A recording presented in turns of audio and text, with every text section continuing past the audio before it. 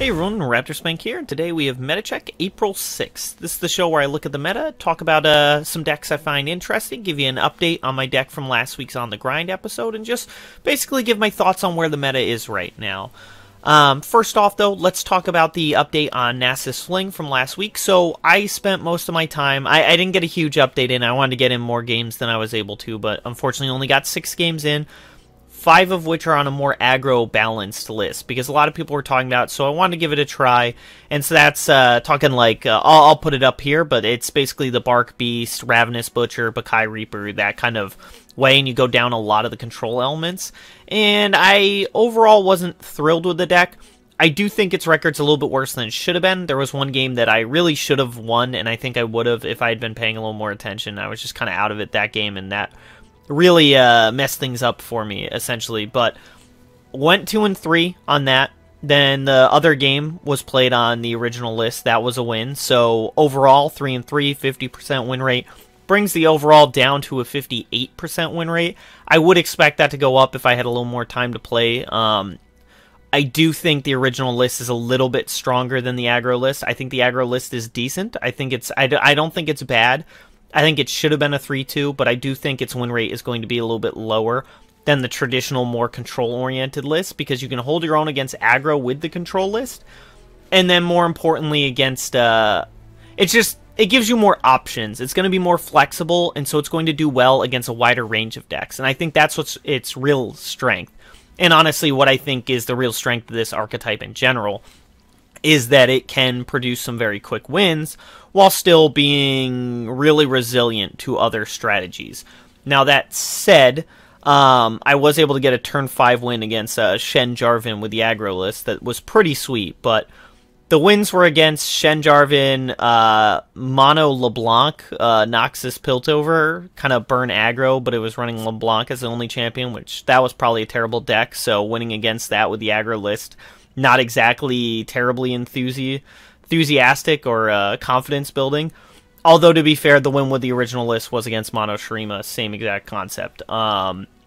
Generally speaking, so those were the wins. The losses were against Zoe Soul Peak. That was the one I should have won, but I played very poorly. Then a loss against Bilgewater Spring, which was just kind of, yeah, that was really stupid. They had like the perfect nuts combo and just all of the heals, Tom Kench that couldn't be removed no matter what happened, and then they did, I believe, have Hush for Nasus. But just in general, the deck really fell apart in that one. It was just really unable to slay units. It was, by the time I slammed a Nasus, he was, I think, a 5-5, a 6-6, something utterly useless like that, while they've got an Aurelion Soul and double Eclipse Dragons. Or, no, that was the Zoe Soul Peak. But for the Bilgewater one, they had that Tom Kench. They had Soraka. Couldn't kill either of them. They had a Star Shepherd, so even if my Bakai Reaper didn't die to their shakedown, even if that was the case, it still wouldn't have been able to win the game for me. So, yeah, just all in all, really terrible game. The deck did very poorly there. And then also a loss against TF Maokai Deep, which is not a good deck, but it did not do much against them. They did have a lot of life gain, and then in the end, we died because they had a giant flyer, and we couldn't do anything about it because it wasn't the control shell. So I didn't have Vengeance to deal with that. So ended up dying because of that, despite having huge Nasus and being able to fling it at my opponent with them unable to do anything in response. But didn't matter, the fling wouldn't kill them. They still had 4 health, and we would just die to the flyer. So that was the big game that was like, alright, I think the control one is a lot better, because that wasn't a particularly great deck, but we lost to not having the control elements.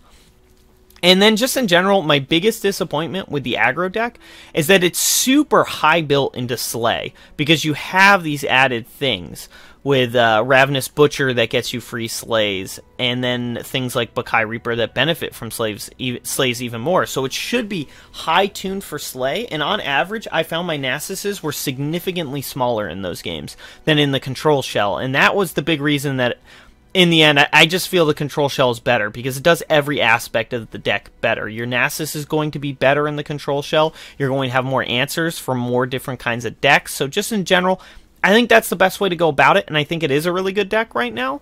The aggro deck is decent, but I do think it is a bit weaker.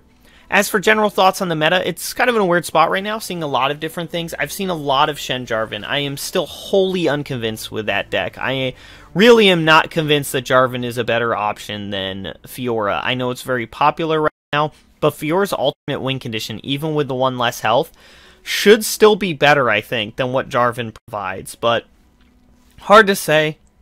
Deck is, it's interesting. I've seen it a lot, but I have a fairly good win rate against it. Other than that, I mean, Bilgewater Spring I never expected to see back, so that was surprising. And again, it did very well, but that could be because of the deck we were running. So that's interesting. Deep Monsters, pretty excited for it last week. Deck is absolutely trash. It's terrible. I've tried it many times. I've played against it. It's just really bad. It's just not nearly good enough. It's close. It's almost back, but I don't think we'll see Deep Monsters again because I don't think they'll really do enough to bring it back. So it had its heyday, and it's definitely not back now. I would avoid it. Mono Shrima, I've seen decent bit of that too. Deck is still bad. Still don't recommend it. Still not great. You're going to lose more games than you win for sure, so I would highly advise against playing it. Other than that, definitely seems much better than where the meta was before. We don't have the ridiculous Fizzlusives, and the Aphelios Zoe deck is basically gone. Whether that's because it's been nerfed enough or not, that's hard to say. I think it probably has. The Veiled Temple nerf was actually pretty huge. The Moon Weapon nerf also fairly sizable too, so I do think that deck is going to be significantly worse, and that's probably why we're not really seeing it. So that's awesome. I'm really glad that happened. That deck was a problem, and Fizzlusives was definitely overtuned.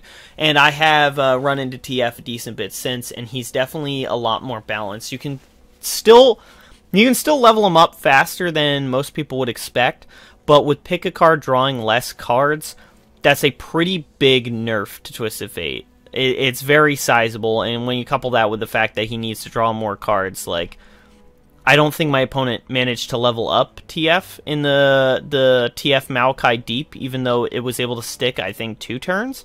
And he got to pick a card off, and he was down to, like, the last 4 cards in his deck. But still wasn't able to level it up. Maybe a little bit better in Piltover where you get Rummage than Bilgewater Shadow Isles, but generally speaking, seems like TF's in a lot better of a spot. So meta's a lot more interesting. Not really seeing many control decks rise to the top, which, again, I would love to see control decks make a resurgence. It's been many metas since we've seen them be good, and I usually hate control decks, but it's just like, it seems like they deserve a little bit better than they've gotten the last several metas in a row, so I'd love to see something work, but I haven't seen anything that's really convinced me that it would be a great pick. But that's just my basic thoughts on the meta. We're going to talk about some Jarvan decks this week. So first off, we are going to talk about the Shen Jarvan deck because so many people are playing it. I think it's worth mentioning. There's a number of different lists I've seen for it. This is one that I've just seen off of some of the top players.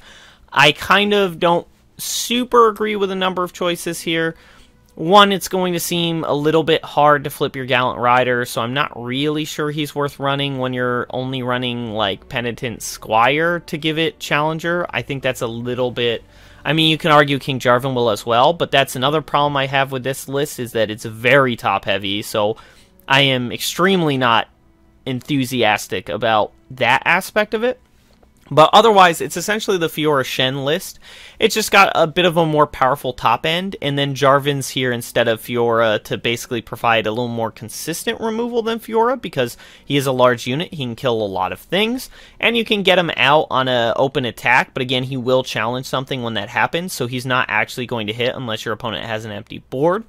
But there are a number of good things out of that, and since he has Barrier already, he's really good at leveling up your Shen.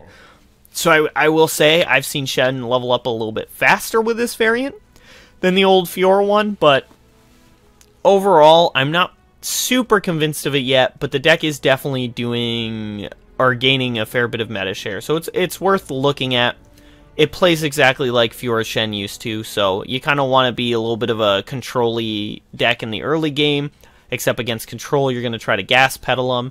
And then you're just going to look to win the mid-game with some of the most powerful mid-range cards in the game. And especially if you do go late, Brightsteel Formation is going to annihilate any other mid-range decks. So it's just it's a really powerful value mid-range deck. And now they're running Jarvan because of the fact that Fiora is easier to kill, and Jarvan is a more guaranteed removal. So Number of good things with that.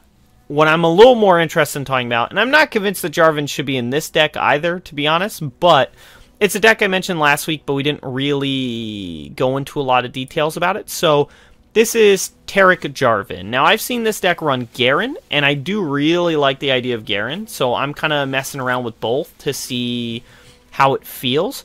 But essentially, this deck is here to really abuse Golden Aegis and Taric. This is kind of the best Taric's ever been, I would say, because Golden Aegis on Taric is really broken, and it will get a concession out of many opponents often, because you're going to rally a whole ton. And if you've got something really good, particularly something really good with, like, Challenger, this is going to be brutal for your opponent, because you can pull the Challenger, give him Barrier, and give him Tough, and Rally. It's really brutal, but essentially, that's the name of the game. It's a mid-range deck that's got a lot of valuable units, particularly Challengers, because those are going to get you the most value off of Golden Aegis. And you're looking to just play a Taric and then Golden Aegis, get a free rally, and cast it on Taric, mind you. Get a free rally, then swing with Taric, then he casts Golden Aegis onto the unit he swings with, and rallies again. You get a bunch of free attacks. Otherwise, it's basically put with just a bunch of the best utility cards. If you're going the Jarvan route like this, you've got King Jarvan to basically draw you that Jarvan, or if you already have Jarvan out, give all your units scouts so you get even more attacks. Screeching Dragon and Fangs are obviously just some of the best value cards. There's a one of Mentor in there as well, because there's a number of great things he can do in a deck like this, just making your really big units even bigger, which is always great. Mountain Goat is, and has always been, one of the best 2-drops for Targon, so it's still here for a great value, and it's pretty good at leveling up Taric fairly quickly off of those gems as well. And then Pale Cascade, Sharp Sight, Golden Aegis, your usual utility package, combined with the best of Demacia's removal with Concerted Strike and Single Combat, just to kind of answer most threats that you can see out there. But it's a very neat deck. I'm going to mess with this a bit. I'm not entirely sure that I prefer Jarvan over, say, something like Garen, because Garen can get really brutal really fast, because he gives you even more free attacks if you can level him up, and with regen, he can just do so much work. So I do really like the idea of Garen, but Jarvan is really powerful for removal and the fact that you can get that open attack. So that can be pretty good for, say, you're going into a Taric turn, you have Golden Aegis, but you already have the attack token. You can swing with Taric, pull Jarvan out. Jarvan will kill the biggest thing, so Taric will probably live, and then you can Golden Aegis on Taric, swing again, give it to Jarvan, and it does this crazy powerful turn where, yeah, you're probably not going to kill your opponent, but you are going to probably wipe their board and level your Jarvan up and just kind of annihilate your opponent's chances. It's just a really neat combo. So against aggro, you're going to love things like the Fangs and all your low-cost units. Just try to buy yourself time.